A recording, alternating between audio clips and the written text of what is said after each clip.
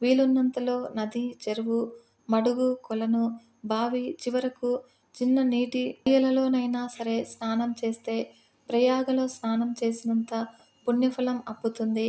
చలికి భయపడక ఉదయాన్నే నదీ స్నానం చేయటము సర్వోత్తమము. కాబట్టి ఈ మాసంలో ఉదయాన్నే దీపారాధన, నువ్వులతో హోమము, నువ్వుల దానము, నువ్వుల భక్షణము లాంటివి చాలా ముఖ్యమైనవి.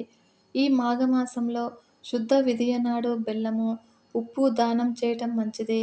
శుద్ధ విదియ, శుద్ధ చవితి, శుద్ధ పంచమి, శుద్ధ షష్ఠి, సప్తమి, అష్టమి, నవమి, ఏకాదశి, ద్వాదశి, త్రయోదశి, మాఘ పూర్ణిమ మరియు కృష్ణ పాడ్యమి, కృష్ణ సప్తమి, కృష్ణ ఏకాదశి, కృష్ణ ద్వాదశి, చతుర్దశి, అమావాస్య ఇలా మాఘమాసంలో ఎన్నెన్నో వ్రతాలు, పర్వదినాలు వివిధ దేవతలను ఉద్దేశించి జరుపుకోవటం కనిపిస్తూ ఉంది.